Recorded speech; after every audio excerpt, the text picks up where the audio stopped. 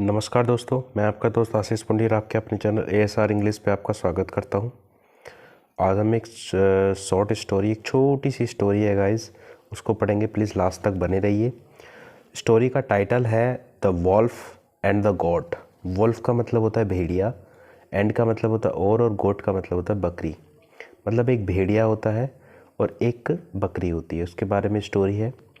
A small goat got separated from his flock, है ना, and lost his way। यहाँ तक का मतलब जानते हैं। आ का मतलब होता है स्मॉल, आ का मतलब क्या होता है एक, है ना, और स्मॉल का क्या मतलब होता है, स्मॉल बोलते हैं छोटे को, है ना। आ का मतलब एक, स्मॉल मतलब होता है छोटा, गोट मतलब होता है बकरी। गोट सेपरेटेड का मतलब अलग हो गई, है ना। फ्रॉम हिज फ्लॉक, फ्रॉम का मतलब होता है से, हिज मिस अपने, फ्लॉक बोलते हैं झुंड को, है ना। जो झुंड होता है बकरियों के झुंड को क्या बोलते हैं, फ्लॉक बोलते हैं इंग्लिश में। तो एक छोटी सी बकरी थी, गॉट सेपरेटेड अलग हो गई अपने झुंड से, एंड लॉस्ट हिज वे और रास्ते को भूल गई। लॉस्ट का मतलब खो जाना, हिज वे अपने रास्ते को खो गई मतलब भूल गई, है ना। सून जल्द ही met a wolf who offered, है ना। जल्द ही, सुन का मतलब जल्द ही मीन्स वह, मैट मतलब मिली, अ वॉल्फ मतलब एक भेड़िया से, वह जल्दी एक भेड़िया से मिली। हु ऑफर्ड जिसने ऑफर किया उसको, मतलब ऑफर किया। वुड यू लाइक उसने क्या कहा, ऑफर में क्या किया, मतलब ऑफर करना समझते हो, मतलब एक तरह से ऑफर करना किसी को, है ना। क्या किया कि वुड यू लाइक क्या तुम पसंद करोगे। वुड यू लाइक का क्या मतलब होता है, क्या तुम पसंद करोगे। To walk with me home, walk मतलब चलना, विद मी होम मेरे साथ घर, है ना, कि क्या तुम मेरे साथ घर चलना पसंद करोगे। द गॉट सैड जो बकरी थी उसने कहा, थैंक्स मतलब धन्यवाद, बट आई थिंक मैं ऐसा सोचती हूँ, I can manage my self, I can manage by my self, कि मैं अपने आप प्रबंध कर सकती हूँ, अपने आप मैनेज कर सकती हूँ, ठीक है। मतलब उसने मना कर दिया, है ना।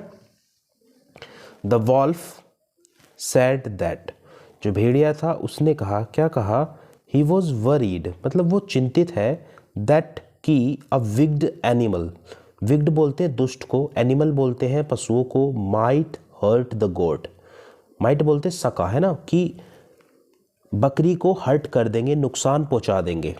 मतलब वो चिंतित है कि जो दुष्ट जानवर है ना, वो बकरी को, जो तुम्हें मतलब नुकसान पहुंचा देंगे।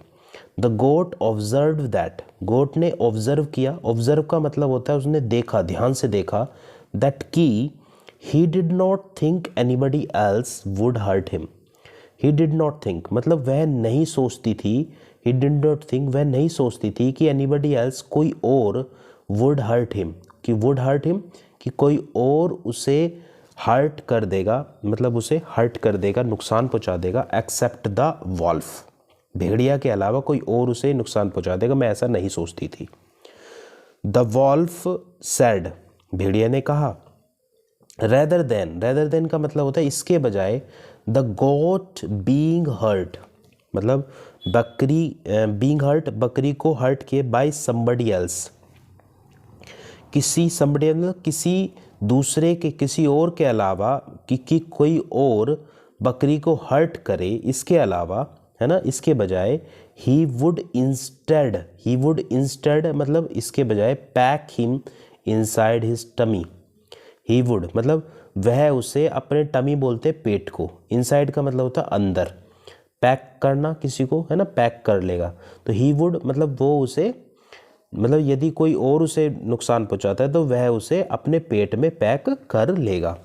And he jumped on the goat और वह बकरी पर वो झपट्टा उसने मार दिया या कूद गया, है ना।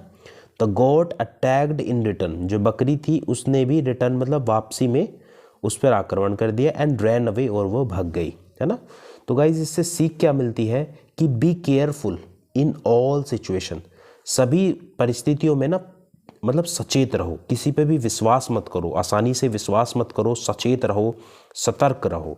गाइज अगर आपको ये स्टोरी अच्छी लगी तो प्लीज़ लाइक कीजिए, शेयर कीजिए, कमेंट कीजिए और चैनल को सब्सक्राइब करना ना भूलें। Thank you guys.